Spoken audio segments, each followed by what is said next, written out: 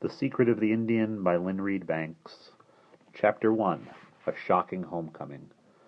When Omri's parents drove home from their party, his mother got out in front of the house while his father drove around the side to put the car away. The front door key was on the same key ring with the car key, so his mother came up the steps and rang the bell. She expected the babysitter to answer. There was a lengthy pause, and then the door opened, and there was Omri with Patrick just behind him. The light was behind them too, so she didn't see him clearly at first. "Good heavens, are you boys still up? You should have been in bed hours ago." Then she stopped. Her mouth fell open and her face drained of color. "Omri! What's happened to your face?" She could hardly speak properly, and that was when Omri realized that he wasn't going to get away with it so easily this time. This time he was either going to have to lie like mad, or he was going to have to tell far more than he had ever intended about the Indian, the key, the cupboard, and all the rest of it. He and Patrick had talked about it frantically before his parents returned. "How are you going to explain the burn on your head?" Patrick asked. "I don't know. That's the one thing I can't explain." "No, it's not. What about the little bullet holes and stuff in your parents' bedroom?" Omri's face was furrowed, even though every time he frowned it hurt his brain. It hurt his burn. "Maybe they won't notice. They both need glasses. Do you think we should clear everything up in there?" Patrick had said, "No, better leave it. After all, they've got to know about the burglars. Maybe in all the fuss about that, they won't notice your face and a few other things." "How shall we explain how we got rid of them, the burglars, I mean?" "We could just say we burst in through the bathroom and scared them away." Omri had grinned lopsidedly. "That makes us out to be heroes." "So what's so bad about that, anyway? It's better than telling about them." Patrick, who had once been quite keen to tell about them, now realized perfectly clearly that this was about the worst thing that could happen. But where is the wretched babysitter? Why didn't she come? How dare she not turn up when she promised?" Omri's father was stamping up and down the living room in a fury.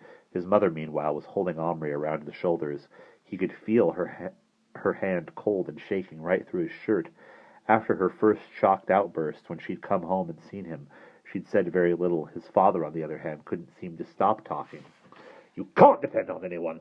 Where the hell are the police? I called them hours ago." It was 5 minutes, in fact.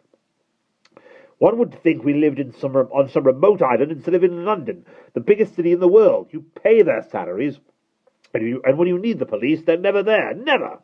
He paused in his pacing and gazed around wildly. The boys had put the television back, and there wasn't much disorder in this room. Upstairs, they knew, chaos was endless, unanswerable. Upstairs, they knew, chaos and endless, unanswerable questions waited. "Tell me again what happened." "There were burglars, Dad," said Omri patiently. This part was safe enough. 3 of them. They came in through that window. "How many times have I said we ought to have locks fitted? Idiot that I am. For the sake of a few lousy pounds. Go on, go on." "Well, I was asleep in here." "In the living room? Why?" I just was, and I woke up and saw them, but they didn't see me. So I nipped upstairs and..."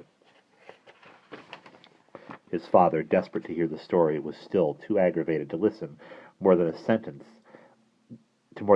of it without interrupting. "And where were you, Patrick?" Patrick glanced at Omri for guidance. Omri shrugged very slightly with his eyebrows. He didn't know himself how much to say and what to keep quiet about. "I was in Omri's room, asleep." All right. Then what?"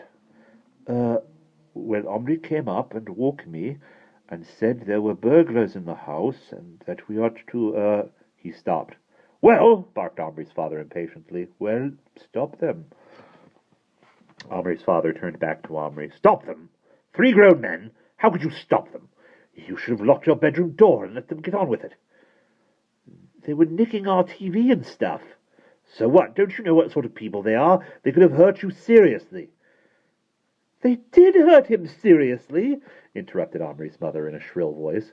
"Look at him. Never mind the interrogation now, Lionel. I wish you'd go and phone Basia and find out why she didn't come, and let me take Omri upstairs and look after him." So Omri's father returned to the hall to phone the babysitter, while his mother led Omri upstairs. But when she switched the bathroom light on and looked at him properly, she let out a gasp. "But that's a burn, Omri! How did they do that to you?" Omri had to say. "They didn't do it, Mum. Not that. That was something else." She stared at him in horror and then controlled herself and said as calmly as she could, all right, never mind now.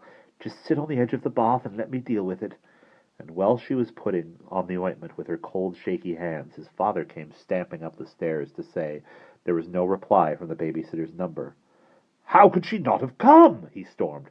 "How could she leave you boys alone here, of all the criminally irresponsible? Wait till I get hold of her."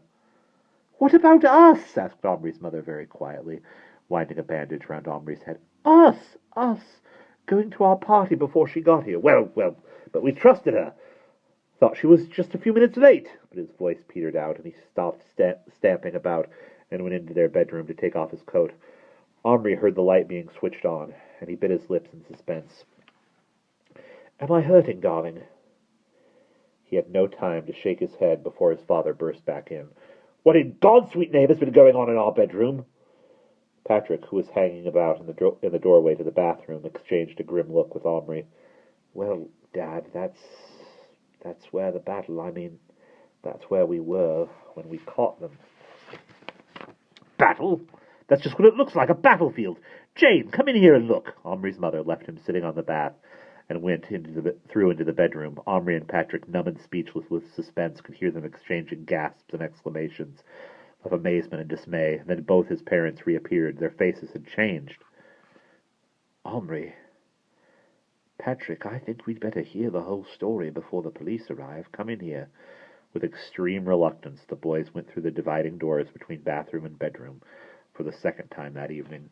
The place looked terrible. All the dressing-table drawers and those of the chest of drawers were pulled out, their contents strewn about. The double bed had been knocked askew. A chair had gone flying. The wardrobe door was swinging open.